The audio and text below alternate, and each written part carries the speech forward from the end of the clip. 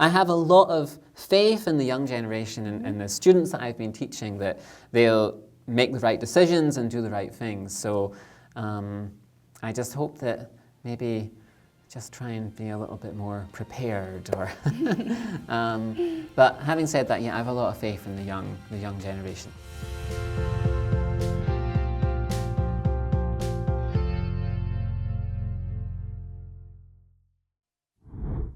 네, 안녕하세요. 통일공감의 신지은입니다. 오늘 통일공감에서 모신 히어로는요, 스코틀랜드에서 온 스코틀랜드 남자입니다. 현재 숙명여자대학교에서 학생들을 가르치고 있기도 하고요. 또 서울북앤컬쳐클럽 호스트로 다양한 활동을 한국에서 이어가고 있는 아주 멋진 분입니다. 이 스코틀랜드 남자 베리 웰시 씨가 통일에 대한 어떤 비전을 가지고 있고 또 통일에 대한 어떤 이야기를 함께 나눌 수 있을지 벌써 기대가 되는데요. 지금 바로 시작해 보도록 하겠습니다. 네, 안녕하세요. 네, 안녕하세요. 네, 반갑습니다. 네, 만나서 반갑습니다. 네, 한국말로 짧게 소개해 주실 수 있으세요? 네, 안녕하세요. 제 이름은 베리입니다. 숙명여자대학교 영어 선생님입니다. 그리고 스코틀랜드 왔었어요. 와우. 스코틀랜드 남자. 네. 영국 남자 아니에요. 그렇구나.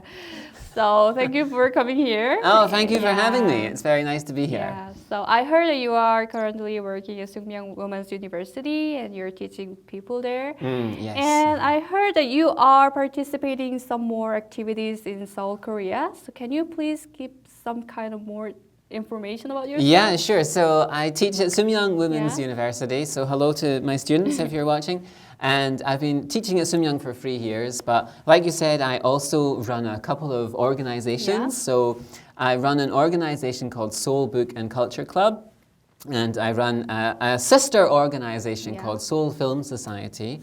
So Seoul북앤 Culture Club, I invite writers, so Korean writers or expat writers who write about Korea to come and give talks about their work. And so to give people the chance to meet these writers and ask them about their life and their career and the things that they write about and the different parts of Korean culture that they're engaged in. So we've had lots of really amazing Korean writers and lots of really interesting expat writers who write about Korea as well. And they come to the book club and they're interviewed like on stage, so just like we're doing, and then the audience gets a chance to ask them questions. And sometimes the events are really big. So when the book club started 4 years ago, it was quite small, so maybe just 6 or 7 people. But now when we have special guests like Ko Un or Shin Kang-suk, there's like 100 or 200 people come to see the special guests. And it's become quite a big organization. It's quite popular, and it's been a really incredible experience organizing it. I've met all these wonderful people and I've learned a lot about Korean literature and history and politics and culture, and it's just been a really fascinating experience getting to introduce international residents of Seoul to these interesting Korean figures and having that sort of exchange of ideas. So it's just been a lot of fun. Yeah, that sounds great. So how did you get involved this kind of program and everything? I mean, what was the kind of moment that brought you here? We are talking about North Korea and North Korean issues. It's a little bit different from book and culture and films, right?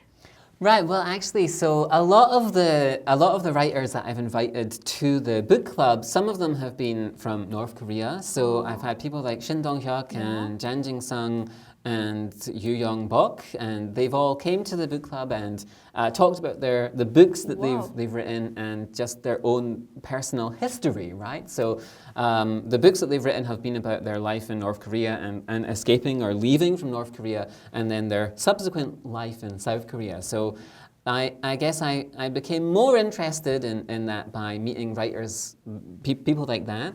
But I've also had sort of academic writers at the book club as well. So we've had people like Andrei Lankov and Brian Myers, people like this who write about North Korea from a sort of an academic, political, kind of historical kind of aspect as well. So I learned a lot about North Korea from people like that, like reading books that people like that had written. And the first book I actually read about North Korea was Aquariums of Pyongyang by Kang Chol-hwan. And I think that was one of the first defector stories that was published.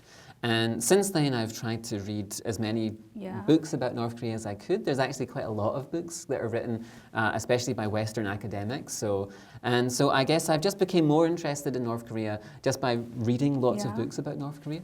So how did you get in touch with the people who left North Korea? So actually, I did a little bit of work for a North Korean charity a few years ago, and I knew that some of my friends there, she works for a different North Korean sort of charity organization, and I knew that she knew Shin Dong-hyuk. Oh, really? And so I asked her if she could contact him and ask if he'd be interested in being a special guest at the book club. And so he was interested. And then after Shin Dong-hyuk, a few months later, I read this really interesting book called Tears of Blood. Tears of Blood? Yes, by Yoo Young-bok. Yeah. And he was very young. When the Korean War broke out, I think he was in his early 20s. And he lived in the southern part of Korea. And he was sort of caught by the North Korean army and forced to fight for North Korea. It's a very, very sad story. And he had to go back to North Korea after the war, and his family was still here in South Korea.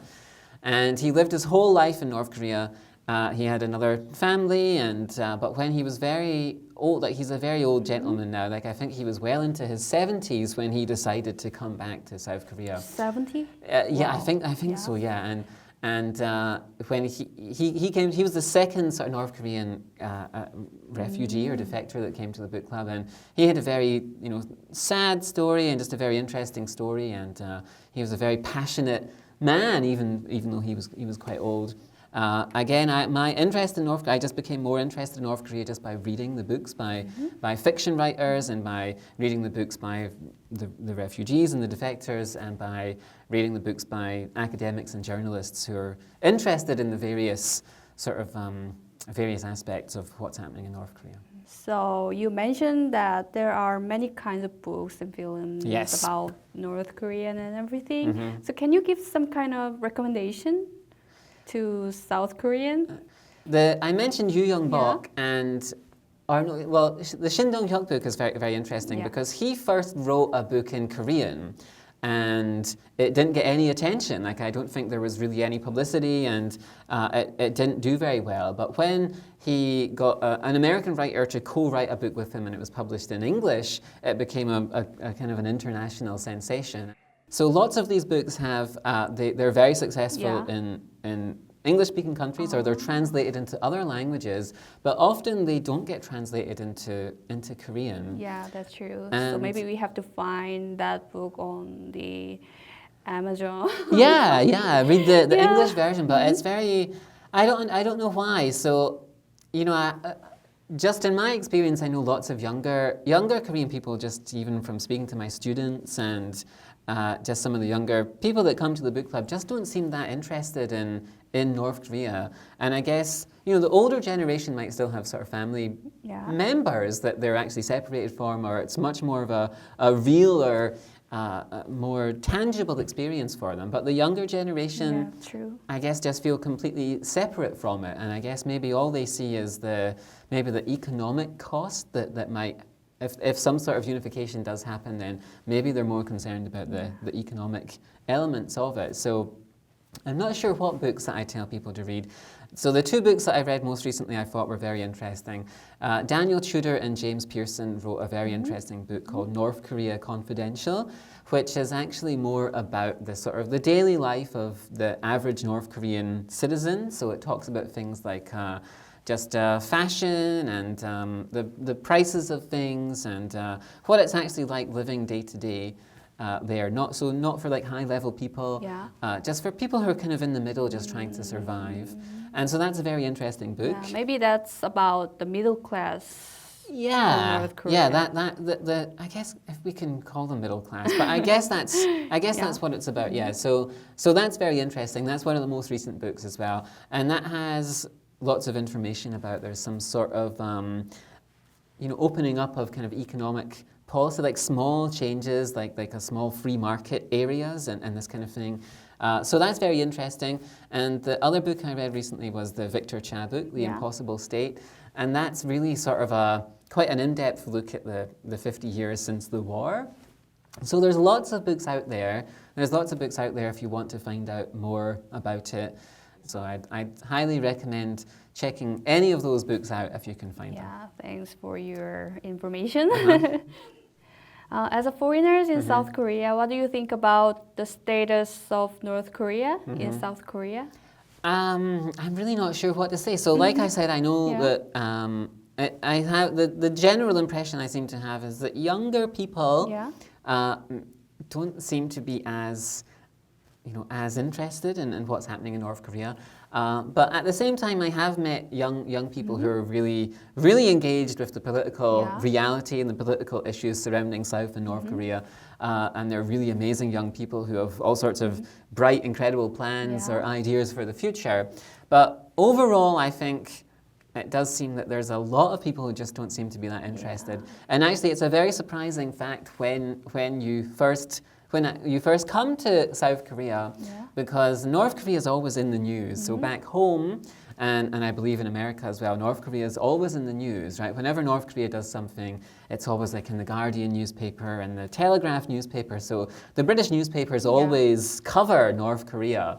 And people in Britain are kind of fascinated by North Korea. And people in the West are fascinated by North Korea because it's just so untypical from most other states or countries. So it's very strange when you first come to South Korea that people like my generation, the same age of South Koreans, don't have that same hunger or curiosity as people back home do.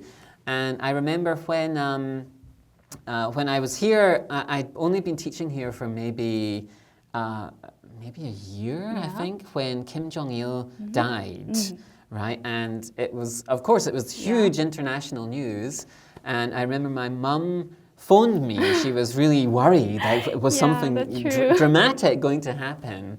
And I remember saying to my co-teachers, and most of my co-teachers, I was working at a middle school, seemed completely uninterested. Like it really didn't... didn't seem to have any impact on them, as far as I could see. Even the teachers I was close to, and it just seemed there was a big disconnect. People outside were very interested and fascinated and wondering what was going to happen next and what would the impact be on the sort of the political situation in the region. But the people around me here in South Korea really didn't seem to be that interested. Maybe we only cared about stock prices. Stock prices usually goes down right. with so those kind of news. Something happens, then the stock market takes a little dip. But maybe you're right. Maybe you're right. Maybe it's for the younger people. That's the economic aspect is what's more worrying, because people often say look to East and West Germany and the cost of reunification there, but most of the analysts, I would know, but most of the analysts say that the costs of reunification for North and South Korea would be significantly higher than it was for East and West Germany, because the differences are so severe. And if unification does happen under South Korea, then it's going to cost a lot of money, and there's going to be a lot of issues and a lot of problems. I think there was a reunification tax proposed, wasn't there? I think maybe that's a good idea. Maybe people need to start realistically planning for that future. I don't know, but yes, that's why I invite you here. Right. Because I want you to tell some kind of your aspects as a foreigners, because most Korean, especially younger, they don't have any interest in North Korean issue. Yeah, well, having said that, I mean, the same at home. So if you think there were, there's often been political issues at home. So, for instance, the relationship between Britain and Ireland has often been problematic, and there was a history of terrorism as well. But again, I think lots of young people just lived with it, just wouldn't have been interested in the bigger political picture. It was just something that you lived with. I think because it's so close, it's easy to.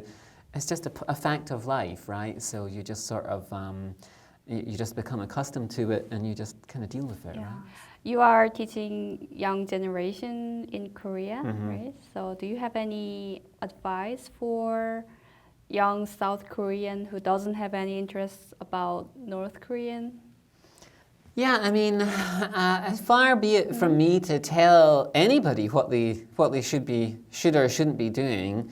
I mean, my students that I've met in the past few years are these really amazing, incredible, intelligent young women, and I'm sure they're going to do all sorts of wonderful things and contribute to Korean society and international society in all sorts of interesting ways. And I'm sure that lots of them, you know, if there seemed like there was any genuine movement towards unification, then I'm sure there'd be a groundswell of people who would come out in all sorts of interesting ways to support that and try and make it happen and as easily and painlessly as possible. So I have a lot of faith in the young generation and the students that I've been teaching that they'll make the right decisions and do the right things. So I just hope that maybe just try and be a little bit more prepared, or.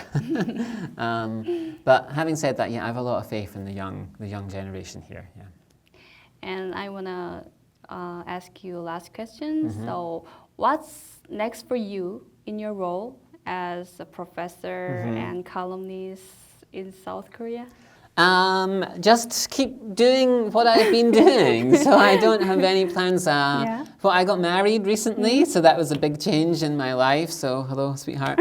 And no, I've been lining up special guests for the book club and for the film society. Yeah, that's it really. I hopefully have some more interesting North Korea related guests coming to the book club, and yeah, that's it. I just keep organizing events and hoping that people come and engage with them, and keep reading, and that's it. Okay. Thank you for coming again. My pleasure. It was lovely being here. Thank you for inviting me. Thank you. So can you invite me to your club? Of course I can. It'd be a pleasure to see you there anytime. So you and your viewers are more than welcome. Okay, I'm gonna send you a message on Facebook. Okay, fantastic. I look forward to receiving it. 다음에 만나요. 다음에 만나요. 안녕. 안녕.